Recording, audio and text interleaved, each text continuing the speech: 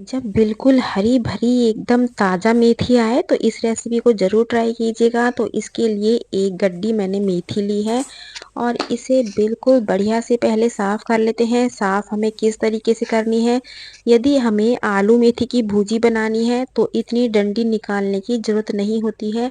लेकिन आज हमें कोई सब्ज़ी नहीं बनानी है तो जो मोटी वाली डंडी होती है, इसे अलग कर लेते हैं और ऊपर के जो पत्ते होते हैं उसे अलग कर लेते हैं। पत्ते बिल्कुल हमें ऊपर के एक-एक नहीं निकालना है, कम से कम थोड़ी-सी उसमें डंडी होनी चाहिए और पत्ते होने चाहिए, आप देख सकते हैं। तो पहले सारी मेथी को मैं साफ़ कर लेती हूँ और साफ़ करने के बाद अच्छे से इसे धो लेना है। तो मैंने यहाँ मेथी को अच्छे से धो लिया है और धोने के बाद इसे बारीक काट भी लेते हैं।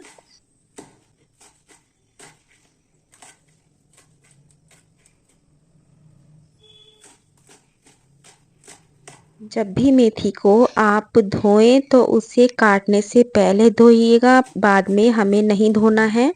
तो इसलिए पहले अच्छे से साफ़ करके धो लीजिएगा, बाद में इसे काटिएगा। तो बहुत ज़्यादा एकदम महीन नहीं काटनी है, ना ही बहुत ज़्यादा मोटी काटनी है, नॉर्मल काटनी है। तो यहाँ सारी मेथी कट के तैयार हो चुकी है। आप इसकी भुजी भी बना सकते हैं, पराठे भी बना सकते हैं, किसी भी चीज़ में आप डाल सकते हैं, किसी सब्ज़ी में भी इसको डाल सकते हैं, जैसे आलू, गोभी, गाजर। तो यहाँ फ़िलहाल मैंने उबले हुए आलूओं को छील लिया है, इसमें लेनी है बारीक कटी हुई हरी मिर्चें। मिर्चें मैंने यहाँ 3 से 4 ली हैं, बारीक कटा हुआ हरा धनिया, ग्रेट किया हुआ थोड़ा अदरक। जितना तीखा आप चाहें, मिर्चों की मात्रा कम या ज़्यादा आप कर लीजिएगा। स्वादानुसार नमक, लाल मिर्च पाउडर, थोड़ा-सा धनिया पाउडर और यहाँ लेना है थोड़ा-सा गरम मसाला। जितना तीखा आपको पसंद है उसके अनुसार इसमें मिर्च मसाले डालिएगा। थोड़ा-सा मैंने अमचूर पाउडर भी लिया है और इसे अच्छे से मैश कर लेते हैं।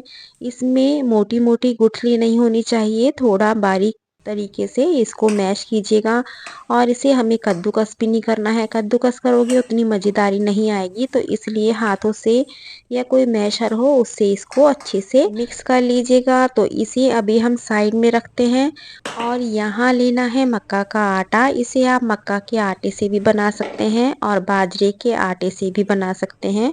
गेहूँ के आटे से पसंद है तो गेहूँ के आटे से भी बना सकते हैं। तो फ़िलहाल आज बनाएँगे मक्का का आटा, क्योंकि सर्दियों का टाइम है तो मक्का का आटा बहुत ही स्वादिष्ट लगता है। तो इसमें थोड़ी-थोड़ी मेथी मिलाएँगे और इसे इस तरीके से मिक्स कर लेते हैं। हल्का-सा मैंने इसमें नमक डाला है।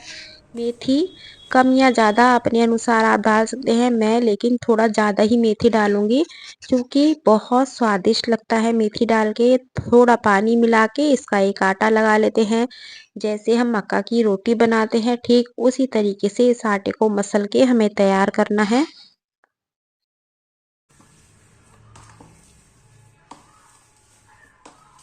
बहुत ज़्यादा ना टाइट लगाना है और ना ही बहुत ज़्यादा सॉफ्ट लगाना है। तो आटा हमारा तैयार हो चुका है। अब हमें करना क्या है, इसका पेड़ा तोड़ना है। इसे मैं 2 से 3 तरीके से आपको बताऊँगी। तो सबसे पहले तवा रख लेते हैं और यहाँ पेड़ा आप छोटे-छोटे भी बना सकते हैं, थोड़ा भारी भी बना सकते हैं। मैं यहाँ थोड़ा भारी ही बनाऊँगी, क्योंकि मेरी फैमिली में बहुत पतले-पतले पसंद नहीं किए जाते हैं। तो इसको थोड़ा मैं ज़्यादा ही लूँगी और इसमें लेते हैं हम आलू की जो हमने स्टफिंग तैयार की है।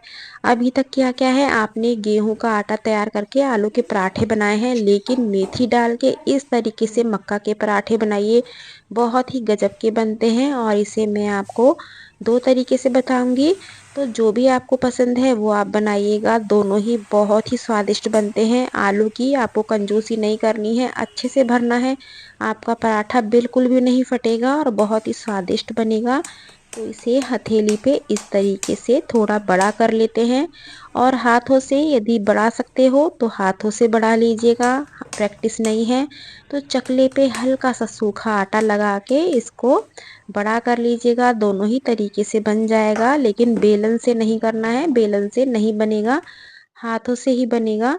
तो मैंने एक तरफ सूखा आटा लगा लिया है, एक तरफ उँगली पे आटा लगा के इसे गोल-गोल घुमा लेते हैं।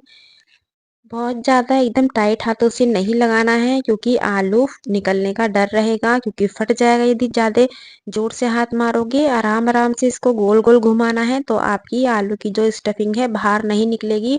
आप देखिएगा कहीं से भी आलू बाहर नहीं निकला है, बहुत बढ़िया तरीके से बन जाता है। आलू का बनाना नहीं चाहते हो तो इसे प्लेन बना सकते हैं। ये दूसरे वाला मैं प्लेन बना रही हूँ। जो तीसरा बताऊंगी वो बहुत ही गजब का होगा, उसे ज़रूर ट्राई कीजिएगा। तो यहाँ घी लगा के इसे बिल्कुल कुरकुरा होने तक सेक लेते हैं। तो जितनी देर में पराठा सिकता है उतनी देर में आपको करना क्या है, एक प्यारा सा कमेंट्स करना है कि आप कहाँ से मेरा वीडियो देख रहे हैं, और आपने यदि ये मेथी के पराठों की रेसिपी अभी तक ट्राई नहीं की है तो ज़रूर कीजिएगा। तो चलिए इसे भी सेक लेते हैं, और जो मैं तीसरा बताऊंगी उसे ज़रूर ट्राई कीजिएगा, बहुत ही स्वादिष्ट बनता है। इस मक्का और आलू के पराठे को आप बिना सब्जी के भी खाइएगा, बहुत ही गजब का लगेगा। लेकिन जो हमने दूसरा बनाया है ये बिना आलू का है। इसके साथ कोई भी आलू मटर की सब्जी वगैरह आप बना के खा सकते हैं। तो चलिए अब तीसरा भी बताती हूँ। ये देखिएगा कितना बढ़िया है, कहीं से भी आलू निकला हुआ नहीं है, बिल्कुल फर्स्ट क्लास बनते हैं। तो इसे ज़रूर ट्राई कीजिएगा।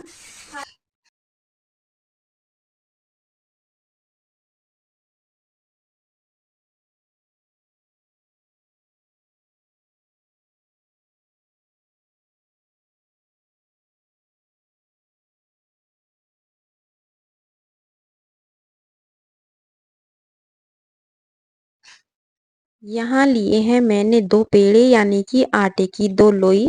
बिल्कुल बराबर मात्रा में लेना है, और दोनों पे नीचे की साइड लगाएंगे हम थोड़ा सा सूखा आटा।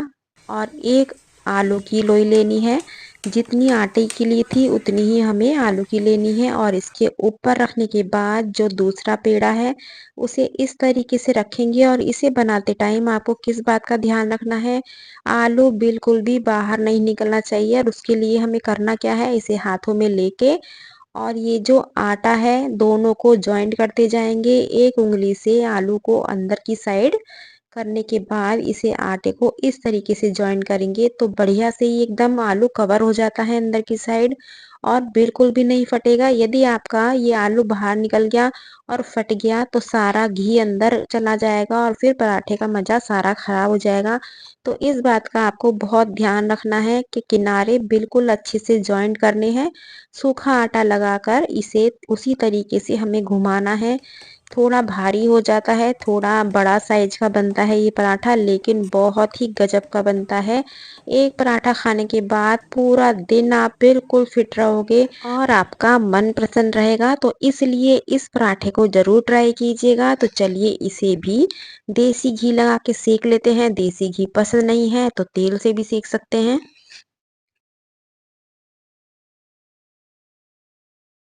तो आप देख सकते हैं बिल्कुल एकदम कुरकुरा बनता है, ऐसा नहीं है कि लटका हुआ है या स्वादिष्ट नहीं है। इसे मक्खन के साथ भी आप सर्व कर सकते हैं। तो यहाँ बिल्कुल लो फ्लेम पे इसे सेकना है, क्योंकि मोटा है और एकदम खस्ता बन के ये तैयार होता है, तो इसलिए आराम से सेकिएगा। तो इसे भी सेक लेते हैं, फिर करेंगे प्लेटिंग।